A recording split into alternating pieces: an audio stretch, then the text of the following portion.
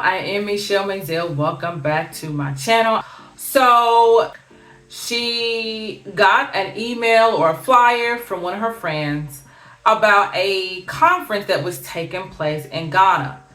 So she read through the details of what the conference was going to be about. It was going to be a gathering of women, of African diasporan women and local women coming together for this conference. And so she read the details of what the conference was about, was definitely interested in going, and so she decided, okay, she was going to go. Now, there were two packages, she said, that you could sign up for, that you could pay for this particular conference. Now, package number 2, you would have gotten accommodations, food, accommodations and food. But if you got package 1, you would have gotten accommodations, food, and transportation to the actual conference. Now, she said in the video that the conference was taking place at Elmina Castle. I don't know if it was at Elmina Castle or if it was in the area that Elmina would have been in. So she said she just didn't feel like driving, so she decided she was going to pay for package number 1. Now, the entire package cost 1,250 Ghana cedis. And so she went ahead and paid her money on January the 7th. The conference was going to take place January the 26th through the 28th. So shortly after paying her money, she was talking to one of her girlfriends, talking to one of her friends, and they were asking her, did she fill out this form that came with the conference? And so she said no, she had not filled out a form. She didn't get one in the email. She didn't really know what she was talking about. And so her friend proceeded to tell her that on the form it said, or in the email or whatever, that the retreat part of it was only for American diasporans.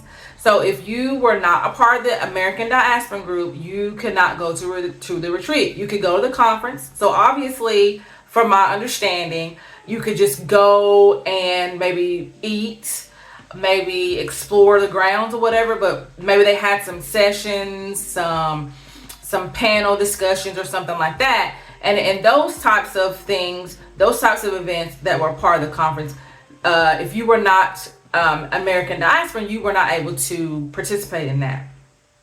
All right. And so this is what she had to say after finding out that she could not attend the retreat. I don't see anywhere where they wrote Black Americans or Americans only. They say sisters. They said exactly. I had to go and look at it again. They sisters. Said, African Americans / Caribbeans.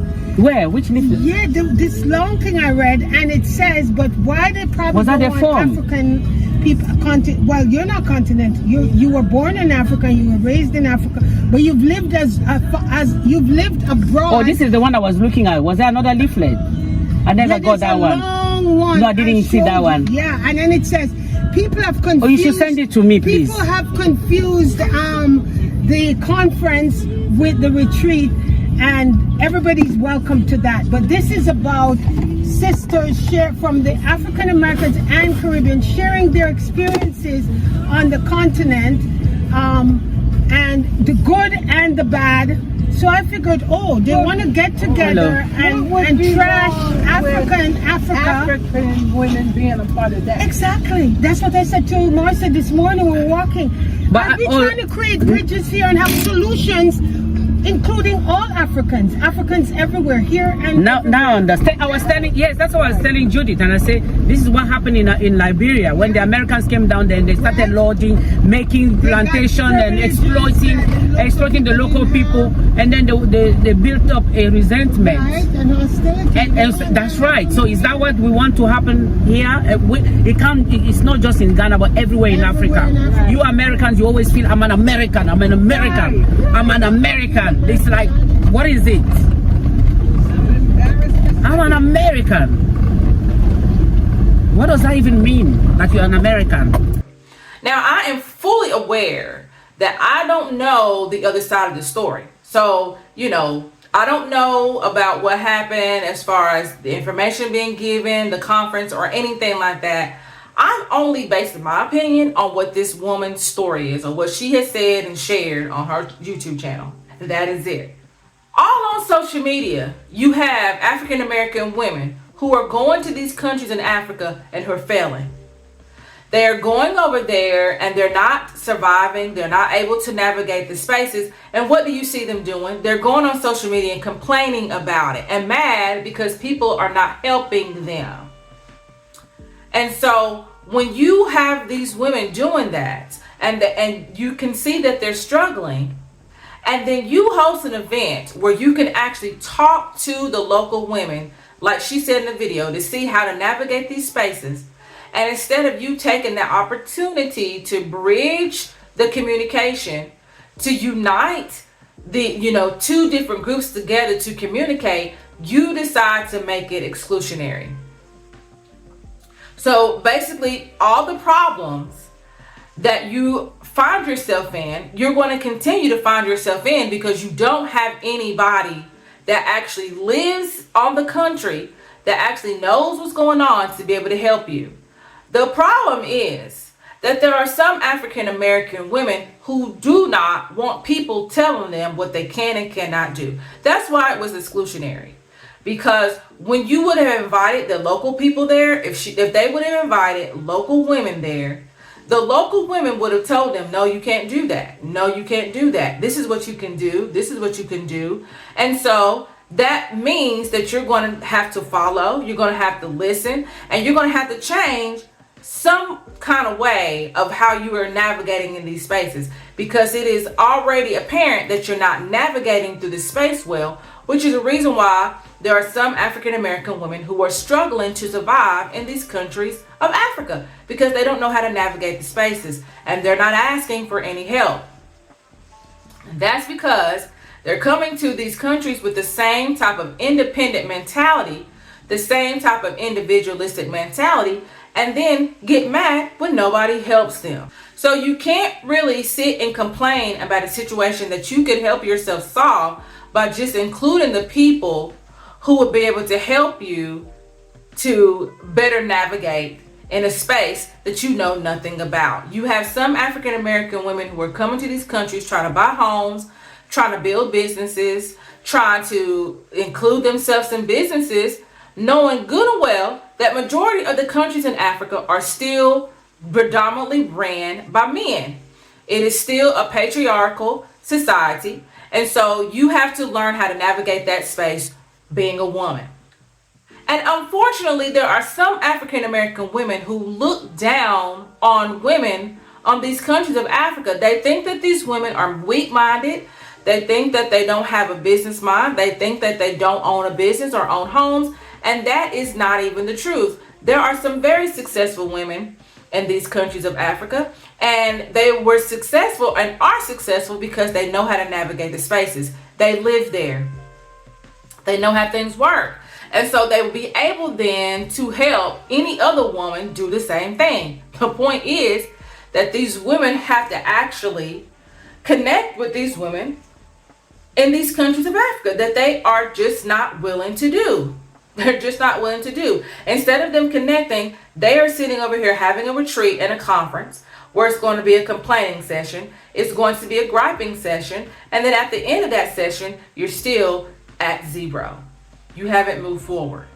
You should not feel like that you can go to a country that you don't know anything about and sit there and try to find ways to improve your life and improve your life better than the locals that live there. That doesn't make any sense. That doesn't make any sense. You can't expect your life to be better than the local people, because that's just going to drive a wedge between the local people and the African diasporans, between the Ghanaians and the African diasporans. Wherever you are, you definitely don't want to create another division by sitting there trying to see how you can make your life better when the Ghanaian people are navigating the spaces the way they know, the way they've been navigating it. That doesn't make any sense. And that's kind of what I see going on, these conversations that's going on. They're trying to come up with ways that they can make their life easier. They're trying to come up with ways of how to make the businesses better so that they don't have to jump through hoops to do this. They want to try to see how they don't have to pay more than everybody else. And so they're going to start complaining about all the things that they have to deal with. Mind you, some of them ain't been there long enough to really know how things work. They're only basing it on them being there 6 months, 7 months, maybe a year, which is not enough time to really understand how a country works.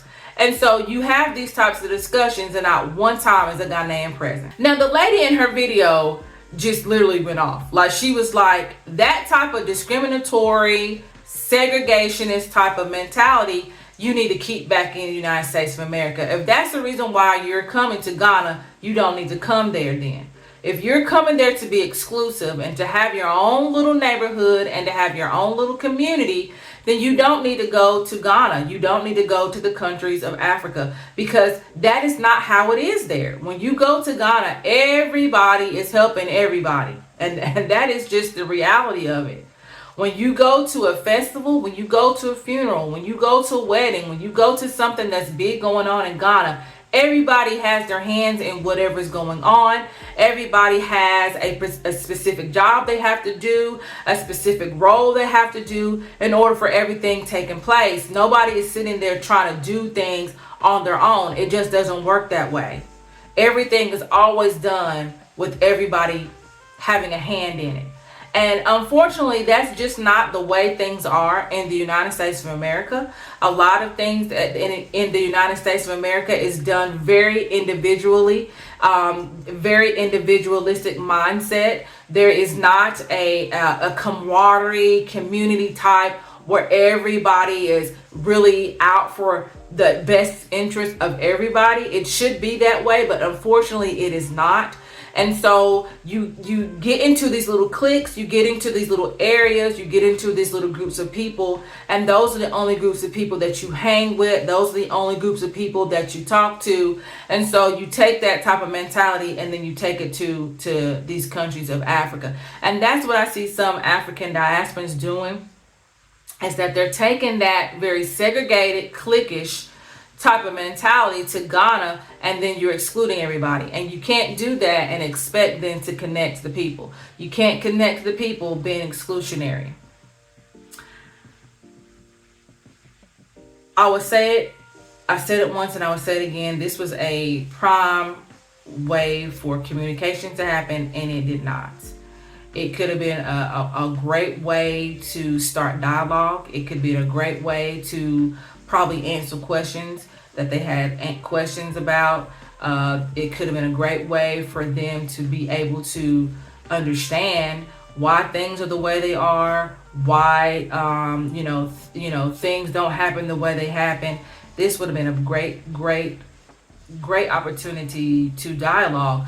But instead of that happening, it still became a divisive type of mentality, a divisive type of retreat that should not have been.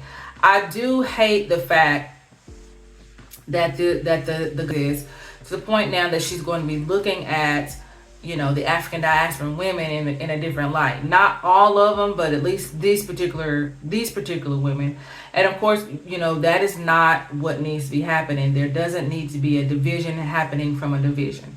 It needs to be unity happening on top of unity. And so this is not the type of behavior that needs to take place in the countries of Africa, particularly in Ghana. If there's any way to have an open dialogue, an open communication between the Ghanaians and the African diasporans, then it should be taking place. And it definitely should not be the American diasporans being the one to be over there creating a division where there does not need to ever be one. All right, that's what I have to say about that. I am Mazelleغ. Thank you all for watching. I will see you all in the next video. Bye.